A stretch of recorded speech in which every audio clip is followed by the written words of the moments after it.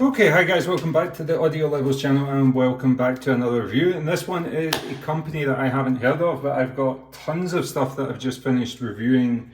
It's all EPZ. I have the EPZ G10, the EPZ X Tipsy, I have the EPZ amplifier, and I have the EPZ Q5, which are all, and there goes my stuff, and they're all very, very interesting. I've never heard of this company, as I say, never seen anything about it, and then all of a sudden he's turned up at the office, and this is impressive. Now this is impressive. It's priced 710 or something on Linso, but on AliExpress it's about 410 or something, I think, on their own store. So I don't know what's going on there, if they're undercutting their own suppliers, but overall, as a package, this is spectacular, and I'll get into why just now. First up, the packaging. It comes with this sleeve on the outside, which just goes over the top of this box. The first thing that was impressive, of course, was this box. This is packaging done right. This is super, super nice.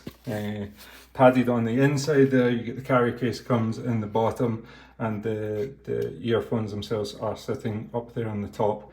Really, really good first impression. The carry case is excellent as well. It's just one of those generic ones, but easy to get your cable, your earphones, and your two adapters and just stick them in behind there is what I usually do. A little cleaning tool on the bottom that you will never use, and yeah, impressive packaging and impressive accessories as well, because you also get this little card with these ear tips on it. Different varieties, different bore widths, and different shapes. You can probably see this is an almost squarish style, where this is more sort of the traditional olive style. I would still recommend to get the ASLA elastic sender fit tips, link in the description. Best tips on the planet.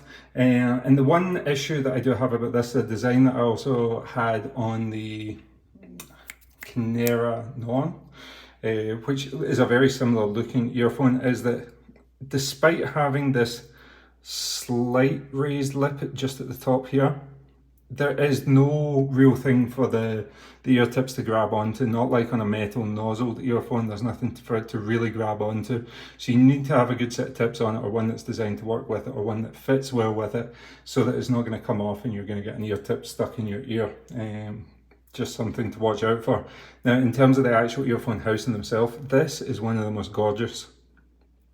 Absolutely spectacular sort of wood finished, like, or is it wood?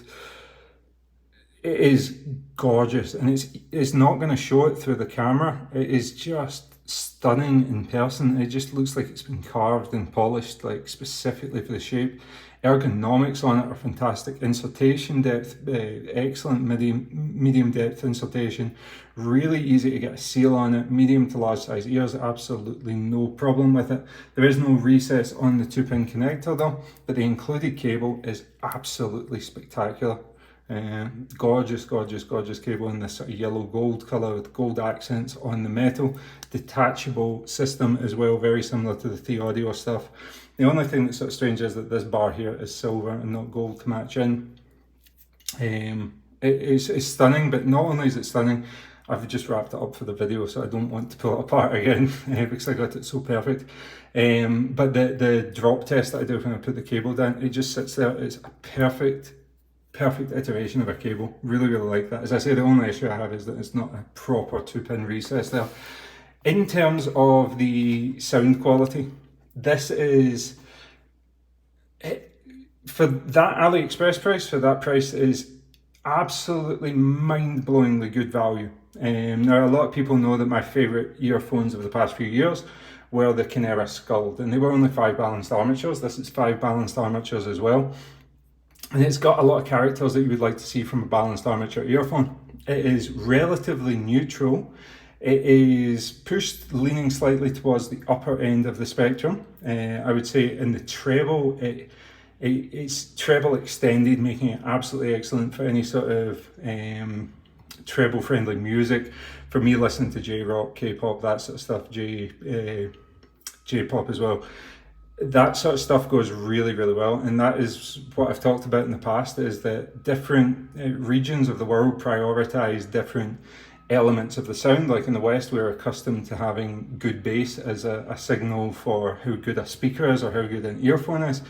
In Asia, it's sort of like flipped on its head, where a lot of people prize those vocals, like the higher spikes, how good the treble extends.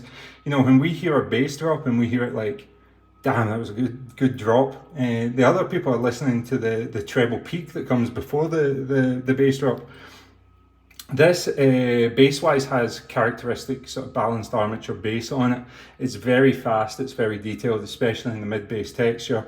But it doesn't have that deep down thorough rumble that you're going to get from a dynamic driver, especially in the new sort of the audio hype earphones and stuff like that use that new Impact 2 bass presence on it. This is a balanced armature bass, but you get made up for that in the terms of the texture.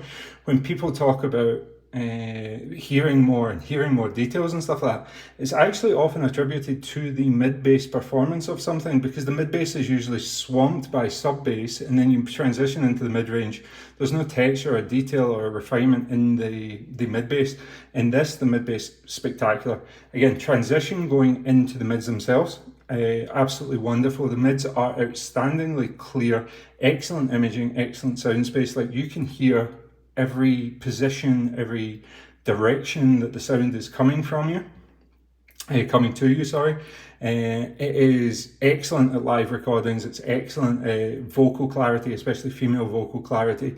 Maybe somebody wants a warmer earphone overall to do something like a Gregory Porter or an Everlast, like deep male vocals. In terms for most vocals, and especially female vocals, this is on the money.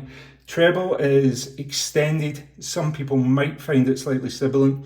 That is just more dependent on how much you like treble. I really like treble when I'm listening to treble heavy music, and from this I got excellent performance. Everything sounded exactly where I would want to do it, especially in those Asian genres that I listen to.